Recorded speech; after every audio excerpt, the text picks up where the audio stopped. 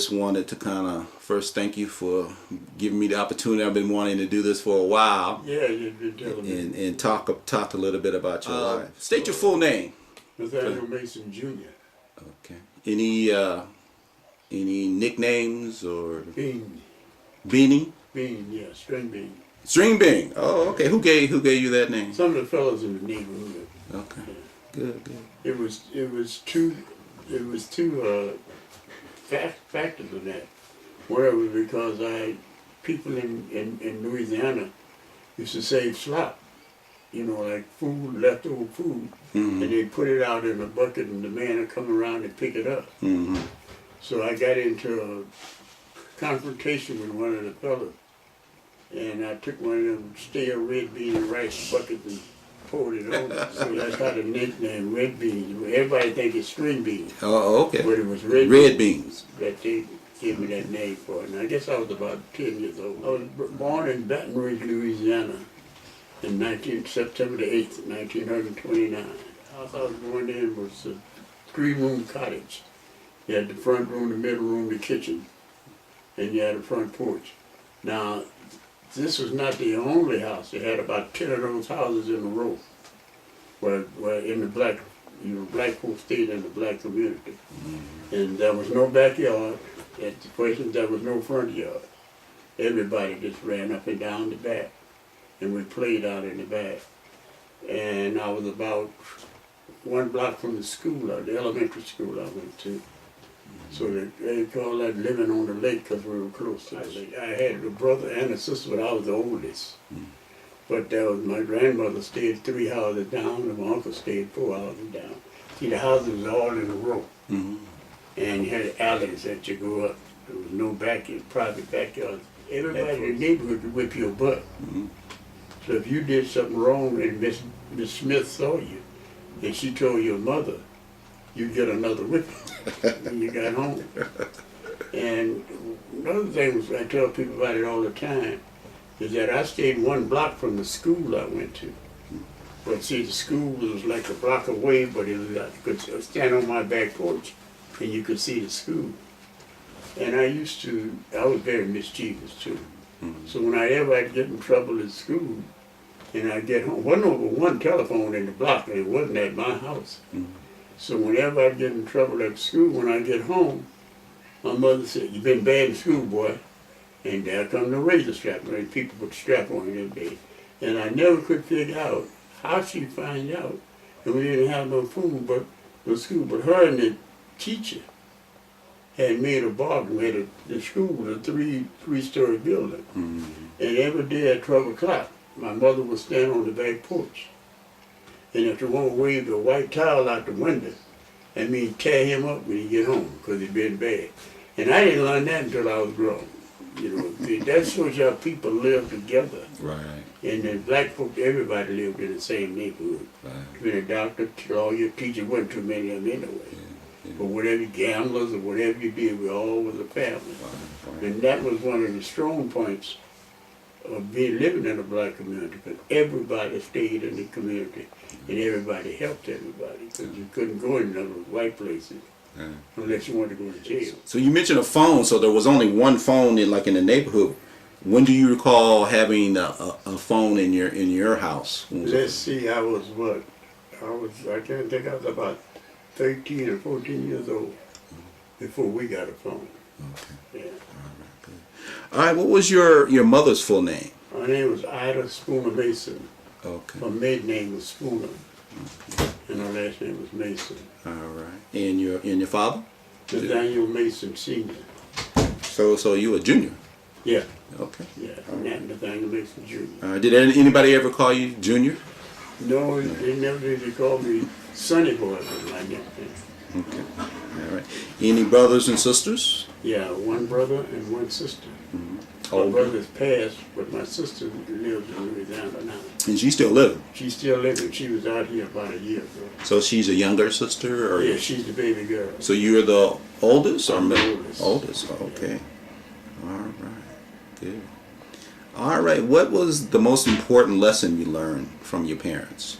Was respect for your elders, number 1. And number 2, get your education.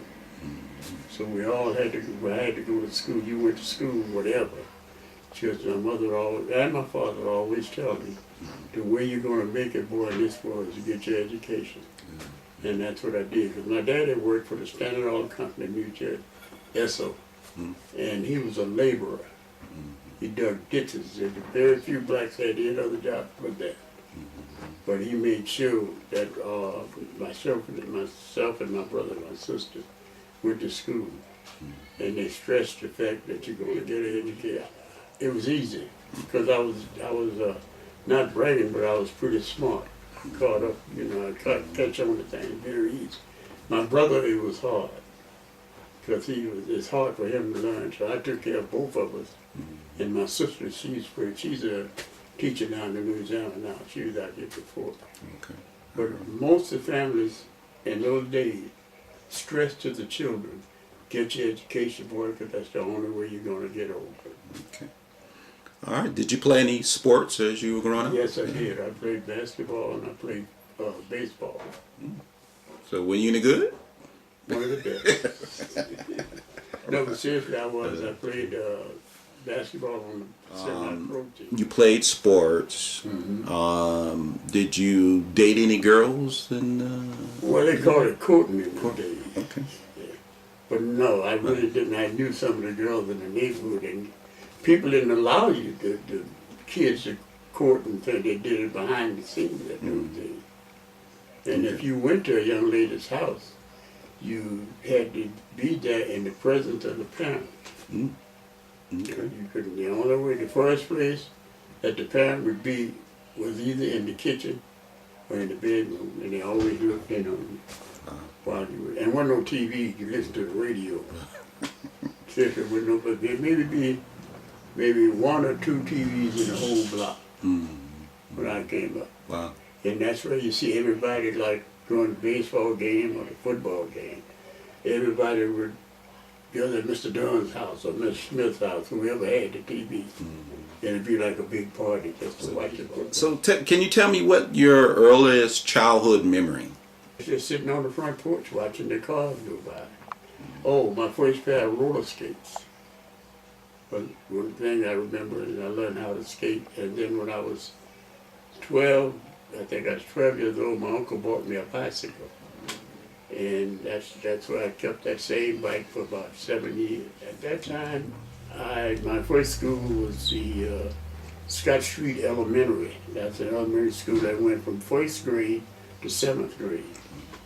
And that next school I went to was McKinley High School. It was the only black high school in Baton Rouge. Or everybody, not only from Baton Rouge, but the little towns around.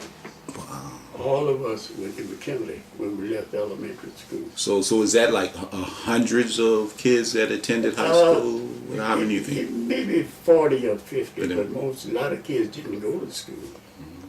In those days, 16, 17, just making 17, when I finished high school.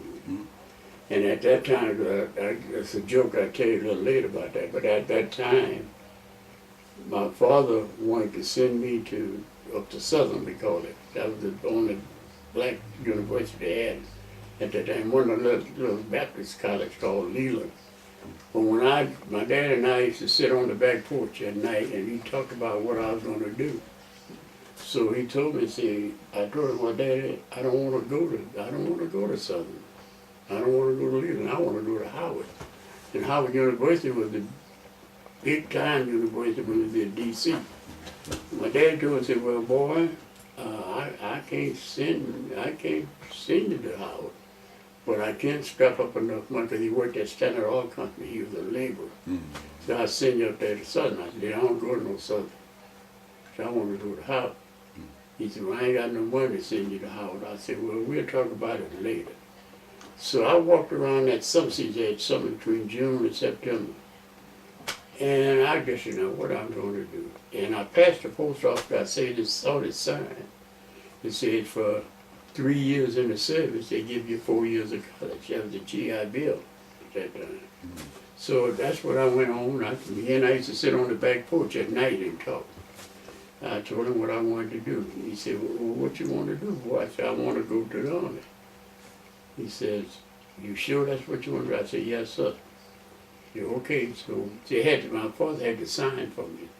Went to the post office, got the paper, he signed them, and when I was 17 years old, I went into the Army, what they call the Army Air Corps.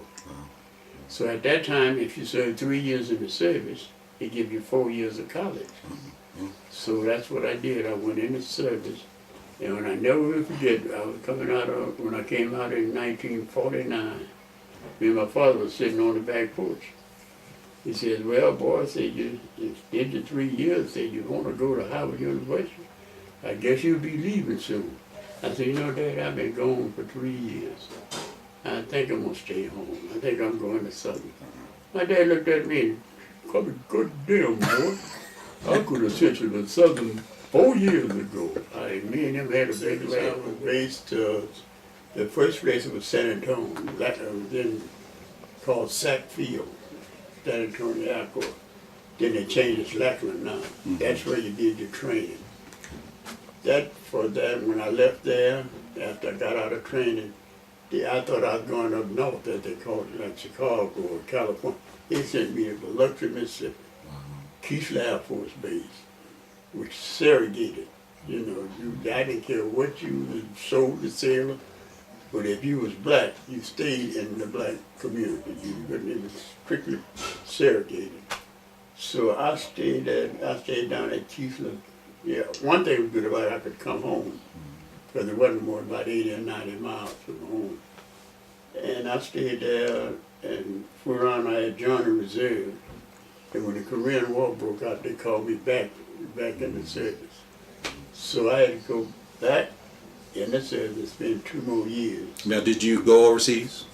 Yeah, Okay. yeah. I went like Okinawa. I was down in England. What was your college degree? It was in secondary education, but I majored in mathematics. Okay. And why education? Did you plan to be a teacher? Or? Yes, because that was one of the top jobs.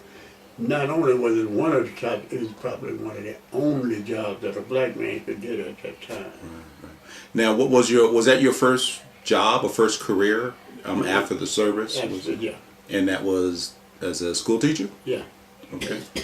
Do you remember what year you started? Let's see, I think it was around, well, I had a job before then, but I was like a delivery boy for a drugstore, a white drugstore. And this was while you still going to school or after school? This was while I was in high school. High school, okay. But one of the things, I had 2 jobs, I'll tell you about them now. They didn't allow us to come in the front door of that drugstore. You had to go around the alley and come in the back and get the packages that you delivered. But you couldn't go in the front. Now, if you wanted a cold drink or something, you had to ask the pharmacist to get it for you. Yeah. Now, you know, if people heard that today, they say, oh, wow, you know, that's something that, you know, people would get very upset about. But how did you feel about that at that time, about not being allowed? I never liked it. I always rebelled against it the only way the only ways I could, you know. So, but I never thought it was right. I never thought it was right, because I had a job, I'll never forget, at Kenny's Shoe Store. You know, that was a chain, a nationwide chain, because I got fired from the drugstore for cussing out a white man. And I worked at Kenny's Shoe Store, and I used to have to clean out the windows and set up the shoes. Now, I could sell shoes to the black people, but I couldn't sell the weight on the white customers. I'm telling you, people don't know what you go through at those times. So this particular day, and had a white boy, I can't think of his name now. I was in the window, I did what's called dress the window. I cleaned up, I did all the sweeping, did all the mopping, and I had to set the shoes up in the window. They called it dress the window. So I never, this particular day, I was in the window dressing shoes. This little boy, white boy, come up to the little door and said, hey, Nate, Herman, come out here, boy, I want you to mop this floor. And I never forget it, because I never liked him. My name was Percy. I said, Percy, I'm busy right now. I said, Mr. Roberts had my name. You get the man's name. So Mr. Roberts told me to dress the window. And said, you to speak to Flo. All right, nigga. I said, Lord, I want this job so bad. So he went on in the back. I went on to cut me, and I'm so mad now I'm blind. And I'm blind, I'm so mad. So he went on in the back, then he comes, and they had that little window where you stick your head in to see that it go into the window where it, you know, where it shows the dress. That white boy comes out with the stick head and say, nigga, then you hear me say, come out here and dress and clean this goddamn floor. I said, I'm coming for you. And those shoelaces, you put in the shoe. I hit that white boy on the top of his head, jumped over and ran all the way home. Because I knew if that had stayed there, it'd have killed me. It wasn't going to put you in jail, it'd have shot me. So I got home, and the old man Kelly, the old man that owned the store, called my dad and said, Daniel? He said, yeah, my dad to smile on Christmas and New Year. And it didn't have the chicken wasn't done, he didn't smile then. He called my dad up and told my dad, I said, well, you can send a little Nate on back, because my daddy was a senior named C. So you can send a little Nate on back here. Say, first it wasn't that. My dad told him, say, you must think I'm a goddamn fool. I'm going to send my son back down there for y'all to kill him. He said, but I tell you what, I'll come down there. He said, no, Nathaniel, that's all right, you stay home. So that was some of the things they used to do. On the city buses, they had signs that said, black city in the back, and the signs were so far. And on the front of that sign was white. So you couldn't go past that sign. So what you had to do, you could take that sign that had holes in the back of the seat. You could take that sign and put it in front of you. Now you can move all the way up to where almost where those side seats. But you had to be behind the sign that said color. I never did understand that. Wow.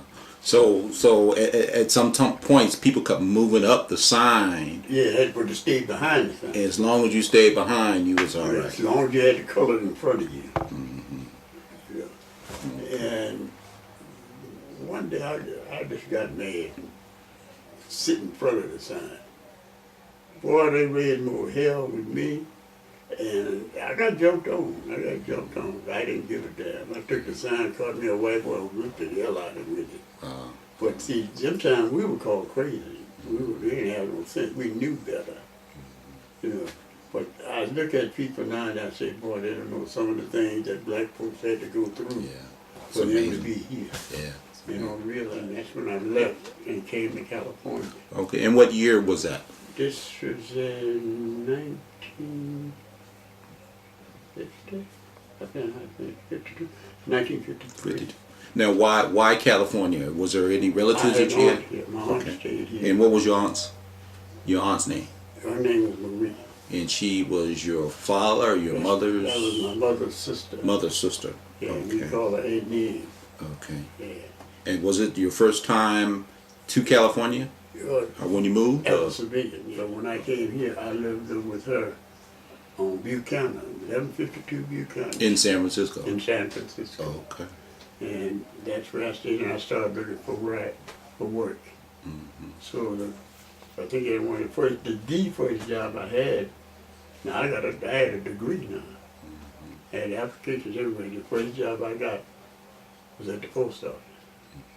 I started working like the Christmas help.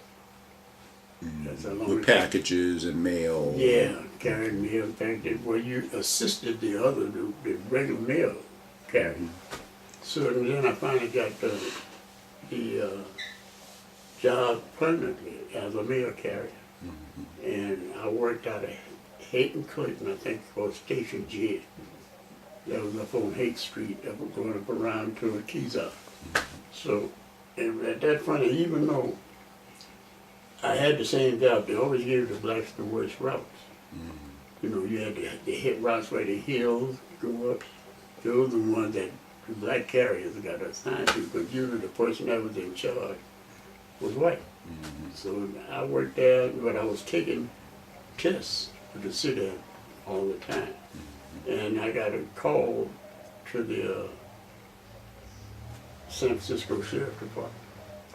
And that's when I left the post office and went to the Sheriff Department. as a jailer.